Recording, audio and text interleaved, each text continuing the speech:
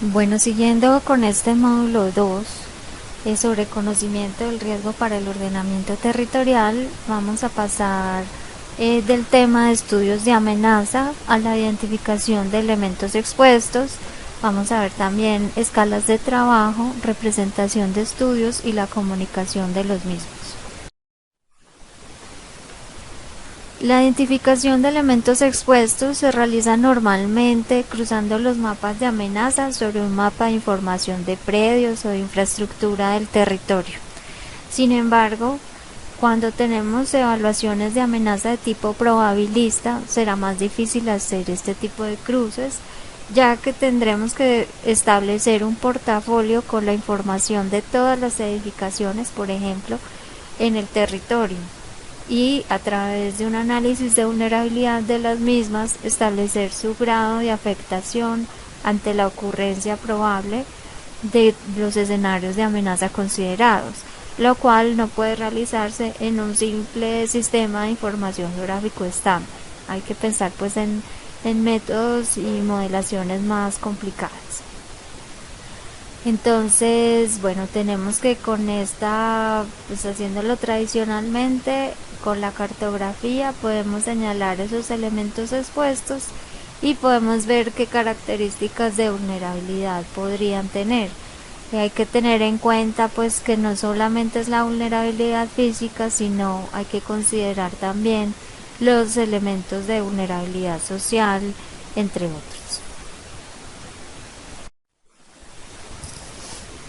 Como vimos en el documento guía que hemos venido consultando para nuestros módulos, para cada amenaza hay un tipo de vulnerabilidad física específica en relación al impacto que genera el evento. También es importante establecer otro tipo de valoraciones de la vulnerabilidad y de la resiliencia, como lo pudimos ver en cursos anteriores.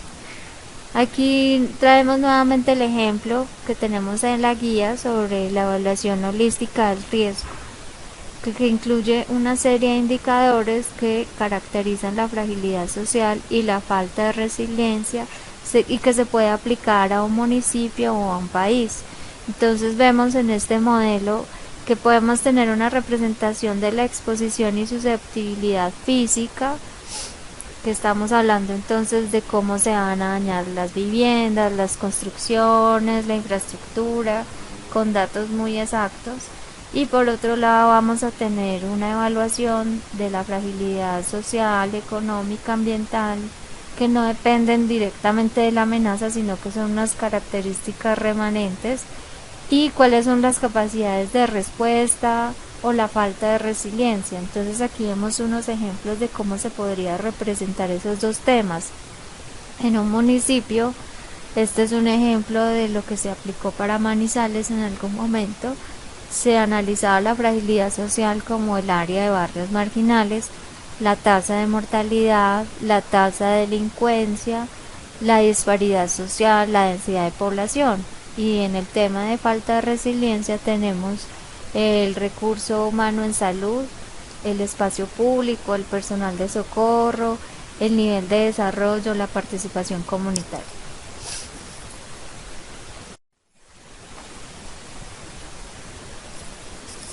Bueno, en Colombia se han definido las escalas de trabajo que se deben tener en cuenta para los estudios de amenaza y riesgo, que se han definido en el decreto 1077 de 2015 y el decreto 1807 de 2014, así como los métodos de análisis para estudios básicos y detallados.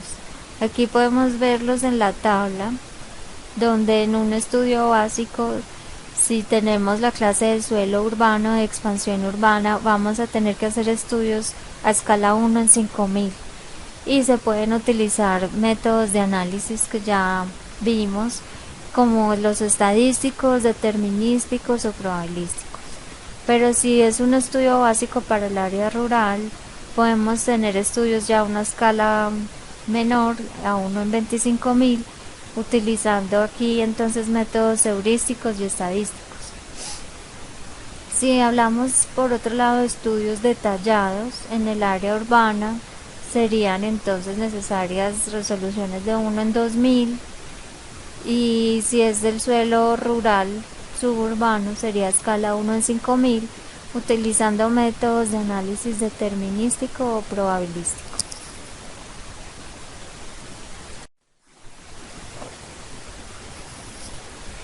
De forma general, el PREDECAN identifica las escalas de trabajo para diferentes tipos de amenaza, definiendo el nivel de resolución de los estudios y las decisiones que pueden tomarse con ellos.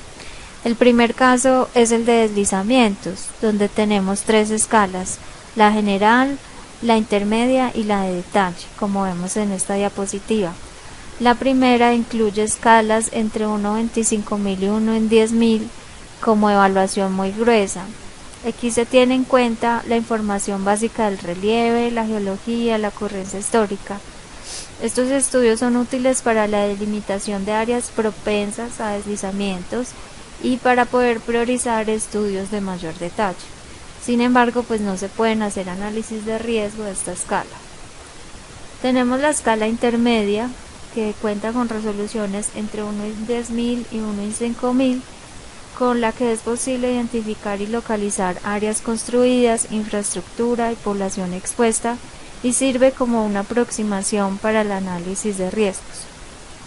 Cuando ya entramos en más detalle, tenemos una resolución de 1 en 2000 o mayores, y aquí ya se pueden analizar problemas detalladamente de deslizamientos, de inestabilidad, y se puede hacer un modelamiento cuantitativo y llegar a más detalle sobre los elementos expuestos.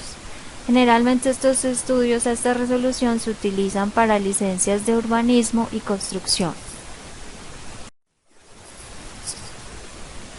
En el caso de las inundaciones, se tienen los mismos rangos para la resolución de los estudios. En la escala general se puede tener un conocimiento de los eventos históricos, por lo que se pueden hacer análisis multitemporales para delimitar variaciones de la trayectoria de los ríos y áreas de inundación. Cuando tenemos estudios a escala intermedia, o sea entre 1 en 10.000 y 1 en 5.000, estos son los que se utilizan para hacer el modelamiento hidrológico de corrientes, pero desafortunadamente no permiten delimitar áreas de inundación. Ya cuando tenemos estudios a escala detallada en 1, 2000 y mayores, podemos hacer modelamientos decrecientes, y por su resolución se puede caracterizar la amenaza, la exposición y vulnerabilidad. También se utilizan para tomar las medidas de reducción y control de riesgo por inundaciones. Las escalas para los estudios sísmicos son muy diferentes a las dos anteriores. En la escala general tenemos resolución de estudios a 1 en 500.000 y menores, que se usan normalmente para definir los códigos de construcción sismorresistentes del país, con los resultados de aceleraciones, velocidades y desplazamientos máximos. Se tienen los referentes para el diseño de las construcciones de las ciudades. Cuando pasamos a la escala intermedia, entre 1 en 50.000 y 1 en 25.000, ya podemos realizar estudios de microzonificación sísmica, es decir, que ya estamos teniendo en cuenta los efectos de sitio, considerando los suelos de cada ciudad independientemente. Con estos estudios entonces se puede saber si los suelos, por ejemplo, amplifican las ondas sísmicas o atenúan las ondas sísmicas. La microzonificación es mucho más exigente en el término de las normas y los diseños sismorresistentes que se pueden hacer si se compara con el Código Sismorresistente Nacional. En Colombia, de acuerdo al tamaño de los municipios, se exige que tengan una microzonificación sísmica. Ya los estudios en detalle a escala 1 en 10.000 o mayor se usan para obras de ingeniería como puentes, presas y otro tipo de infraestructura.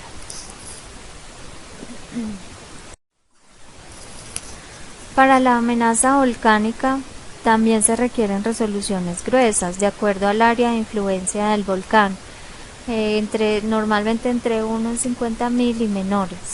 Los mapas deben incluir los diferentes tipos de productos de la explosión que genera el volcán. Dentro de los elementos expuestos, entonces hay que considerar personas, construcciones, infraestructura, también en la parte rural los cultivos y ganados, entre otros. Y aquí vemos en la tabla los peligros y las amenazas que pueden generar la explosión volcánica y los efectos que pueden generar en estos elementos expuestos que acabamos de mencionar.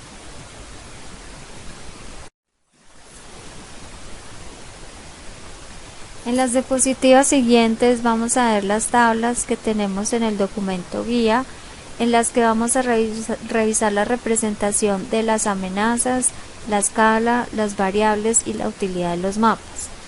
Aquí, por ejemplo, vemos el caso de los deslizamientos, donde tenemos en las alternativas de representación los procesos de inestabilidad y sus características. Para este tipo de representación tenemos un nivel de resolución de escala general, escala intermedia o escala de detalle. Y las variables que podemos analizar en cada uno de estos niveles son diferentes. Por ejemplo, en una escala general, el tipo y dirección del movimiento y áreas aproximadas afectadas, con lo cual podemos hacer unos mapas morfodinámicos o mapas de procesos, identificando deslizamientos grandes y medianos, cicatrices de antiguos deslizamientos, que pueden ayudar a dar un panorama general. A una escala intermedia, entonces los parámetros o variables, ya sea el tipo y dirección del movimiento, el área, la altura, la trayectoria. Estos sirven para diferenciar deslizamientos particulares. También ayuda para la zonificación de áreas inestables, la identificación y priorización de áreas donde se requieren estudios de mayor detalle y la identificación de los principales elementos expuestos. A una escala de detalle, entonces ya las variables necesitarán tener en cuenta la morfometría detallada de los deslizamientos, la evolución del movimiento, la caracterización detallada de factores intrínsecos y detonantes. Y con esto podemos tener mapas, perfiles, esquemas que proveen información de detalles sobre deslizamientos particulares. Son muy útiles para la zonificación de amenaza por deslizamientos específicos, el análisis de vulnerabilidad y riesgo. Sin embargo, también por deslizamiento podemos tener como representación las categorías de susceptibilidad de las amenazas, también con estos tres niveles de resolución: escala general, escala intermedia, escala de detalle. Y vemos que con este tipo de análisis la utilidad de estos mapas pues permite la zonificación de la susceptibilidad a la inestabilidad o amenaza relativa expresada en categorías alta, media y baja. Si estamos en una escala general, vamos a estar en una zonificación de carácter indicativo que va a permitir solo orientar y priorizar. No se pueden tomar decisiones de restricciones sobre el suelo a esta escala. Si tenemos una escala intermedia, entonces vamos a tener una adecuada delimitación de áreas inestables y de mayor susceptibilidad o amenaza para propósitos de ordenamiento territorial. Entonces nos pueden servir para los POTs. Y en escala de detalle, entonces vamos a tener ya más información. No se utilizan categorías de amenaza relativa y se sirve específicamente en áreas urbanas para definir restricciones o condicionamientos. En el caso de las inundaciones tenemos entonces las alternativas de representación. La primera, los procesos históricos de inundación, que se hacen a escala general e intermedia por una parte y a escala de detalle por otra. Dentro de las variables que tenemos en la escala general, entonces está la dinámica de la corriente, también información sobre terrazas, antiguos cauces, diques, conos, zonas de erosión. Y con estos mapas que se generan se pueden hacer análisis geomorfológicos que incorporan información cartográfica e imágenes multitemporal, en términos multitemporales. Hay un reconocimiento de campo y conocimiento local de las comunidades. También se pueden tener información histórica sobre las inundaciones, las variaciones del curso de los cauces, las áreas de erosión y depositación, los periodos de retorno aproximados. Entonces son muy útiles para tener un panorama general de la dinámica histórica. Entonces pues también pueden ser útiles para áreas más grandes. Cuando tenemos una escala detallada, tenemos áreas de inundación histórica, nos pueden servir estos estudios para hacer una categorización cualitativa de las áreas de inundación determinadas mediante los análisis geomorfológicos y pues sirve entonces para poder identificar cómo ha sido ese análisis multitemporal de los cauces y cómo ha transcurrido en el tiempo su dinámica. Podemos tener también para las inundaciones las categorías de susceptibilidad de amenazas en los 3 niveles de resolución: general, intermedia y de detalle. Con los mapas, entonces, en estas tres escalas podemos hacer una categorización cualitativa de áreas de inundación determinada por los análisis geomorfológicos en la escala general. En la escala intermedia tendremos entonces unas categorías de amenaza relacionadas con las áreas expuestas a inundación para diferentes periodos de retorno, que son los que se utilizan para el ordenamiento territorial. Y en escalas de detalle podemos tener las categorías de amenaza mediante la combinación de 2 o más parámetros de inundación, como el periodo de retorno, profundidad, velocidad de la inundación, y permiten precisar pues para áreas más críticas cómo puede ser el manejo y si hay necesidades de obras de mitigación o para programas de reasentamiento de familias, etc. En el tema de los sismos vemos que en los niveles de resolución ya no vamos a obtener unos mapas, sino que las alternativas de representación son los parámetros de movimiento o vibración, los parámetros de diseño resistente y los parámetros de daño o afectación por ocurrencia de un sismo específico. Las variables entonces también van a ser diferentes. Vamos a tener a escala general las variables de movimiento ondulatorio, como la aceleración, velocidad, desplazamiento, o la intensidad debido a un sismo en particular.